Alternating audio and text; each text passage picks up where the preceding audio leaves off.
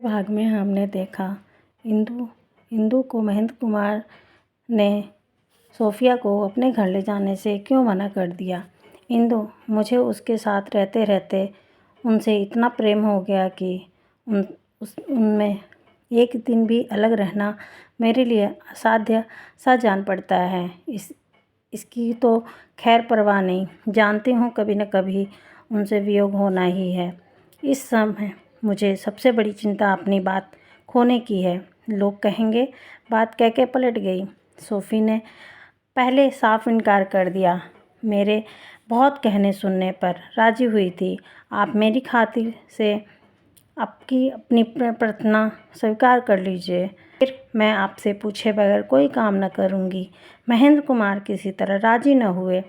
इंदु रोई, अनुनय विनय की, पैरों पड़ी, वे सभी मंत्र फूके जो कभी निष्फल नहीं हुए थे। पर पति का पाषाण हृदय न पसीजा। उन्हें अपना नाम संसार की सब वस्तु से प्रिय था। जब महेंद्र कुमार चले गए तो इंदु बहुत देर तक शोकावस्था में बैठी रही। बार बार यही ख्याल आता, सोफ़ी अपने मन में क्या कहेगी। मैंने उससे कह रखा है कि स्वामी मेरी कोई बात नहीं टालते। अब वह समझेगी कि इसकी बात भी नहीं पूछते। बात भी ऐसी ही है, इन्हें मेरी क्या परवाह है। बातें ऐसी ही करेंगे मानो इनसे उदार संसार में कोई प्राणी न हो, पर वह सब कोरी बकवास है। इन्हें तो यही मंजूर है कि यह दिन भर अकेली बैठी अपने नाम को रोया करे।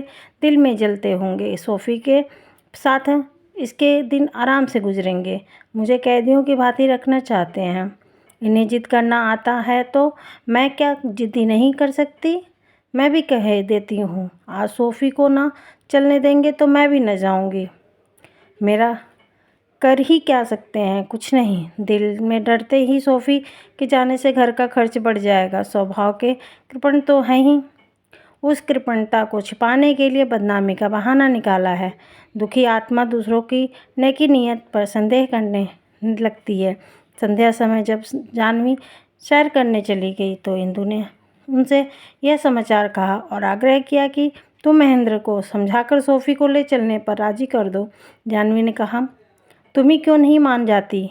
इंदु, अम्मा मैं सच्चे हृदय से कह रही हूँ, मैं जिद्दी नहीं करती। अगर मैंने पहले ही सोफिया से न कह दिया होता तो मुझे ज़रा भी दुख न होता, पर सारी तैयारियाँ करने पर अब उसे न ले जाऊँ तो वह अपने दिल में क्या कहेगी।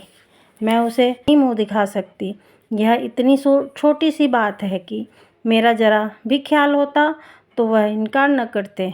ऐसी दशा में आप क्यों कर आशा कर सकती हैं कि मैं उनकी प्रत्येक आज्ञा शिरोधार्य करूं। जानू, यह तुम्हारे स्वामी हैं, उनकी सभी बातें तुम्हें माननी पड़ेगी। इंदु, चाहे वह मेरी जरा सी बात भी न माने। जानू, हाँ, उन्हें इसका अख्तियार है। मुझे लज्जा आती है कि मेरे उपदेशों के तुम्हारे ऊपर जरा भी असर नहीं हुआ। मैं तुम्हें पति प्राण सती देखना चाहती हूँ, जिसे अपने पुरुष की आज्ञा या इच्छा के सामने अपने मानापमान का जरा भी विचार नहीं होता।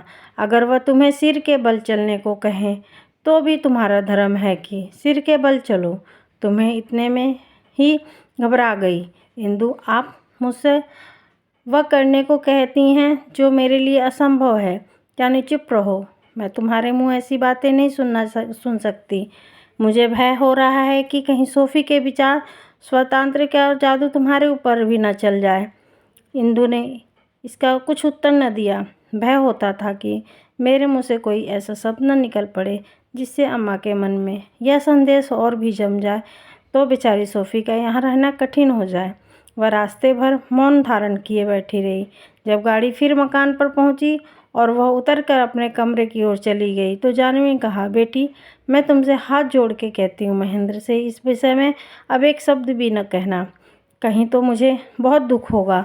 इंदु ने माता को मर्माहत भाव से देखा और अपने कमरे में चली गई। सौभाग्य से महेंद्र कुमार भोजन करके सीधे बाहर चले गए, नहीं तो इंदु के लिए अपने उद्गारों का रोकना अत्यंत कठिन हो सक जाता।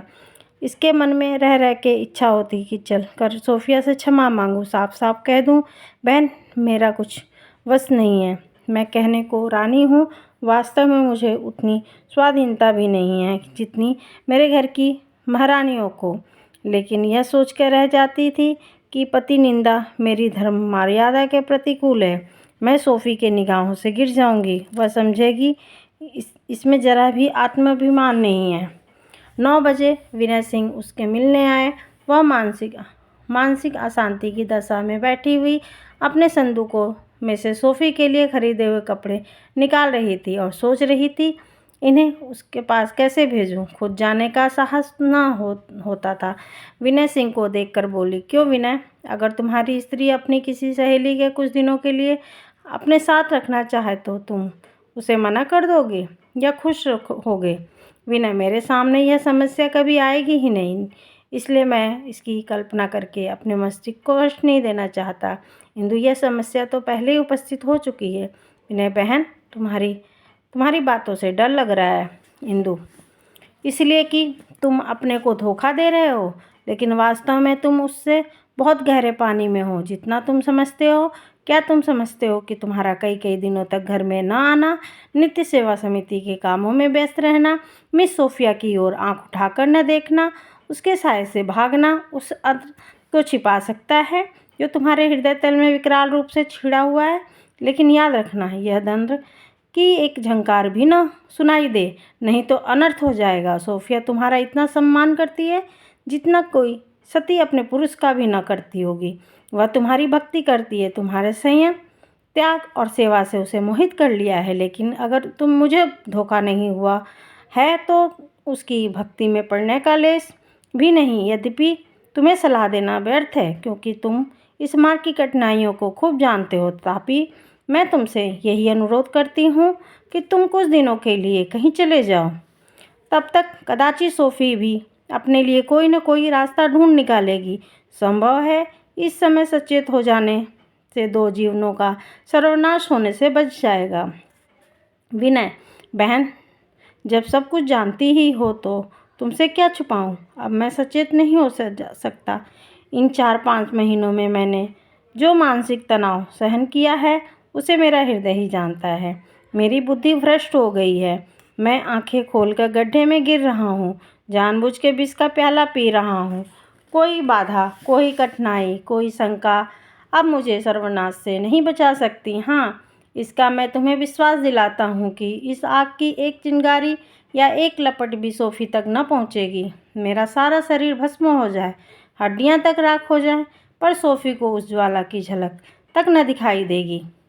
मैंने भी यही निश्चय किया है कि जितनी जल्दी हो सके मैं यहाँ से चला जाऊँ, अपनी रक्षा के लिए नहीं, सोफ़ी की रक्षा के लिए। आहा, इससे तो यही कहीं अच्छा था कि सोफ़ी ने मुझे उसी आग में जल जाने दिया होता, मेरा पर्दा ढका रहता। अगर अम्मा को यह बात मालूम हो गई तो उसकी क्या दशा होगी, इसकी कल्पना से भी मेरे रोए खड़े हो जाते हैं। बस अब मेरे लिए मुंह में कालिख लगाकर कहीं डूब मरने के सिवा और कोई उपाय नहीं है। यह कहकर विनय सिंह बाहर चले गए। इंदु बैठो बैठो कहती रह गई। वह इस समय आवेश में उससे बहुत ज़्यादा कह गए थे जितना वह कहना चाहते थे, और देर तक बैठते तो न जाने और क्या क्या कह जाते। इंदु की दशा उस प्राणी की सी थी जिसे पैर बांधे हों और सामने उसका घर जल रहा हो। वह देख रही थी, यह आग सारे घर को जला देगी। विनय के ऊंचे ऊंचे मंसूबे, माता की बड़ी बड़ी अभिलाषाएं, पिता के बड़े बड़े अनुष्ठान सब विध्वंस हो जाएंगे। वह इन्हीं शोकमय विचारों में पड़ी सारी रात करवटें बदलती रही। प्रातःकाल उठी तो द्वार पर उसके लिए पालकी तैयार खड़ी थी। वह माता के गले से लिपट कर रोई, पिता के चरणों में आंसुओं से धोया और घर से चली। रास्ते में सोफ़ी का कमरा पड़ता था। इंदु ने उस कमरे की ओर ताका भी नहीं। सोफ़ी उठकर द्वार पर आई और आंखों से आंसू भरे हुए उससे हाथ मिलाया। इंदु ने जल्दी से हाथ छुड़ा लिया और आगे बढ़ गई।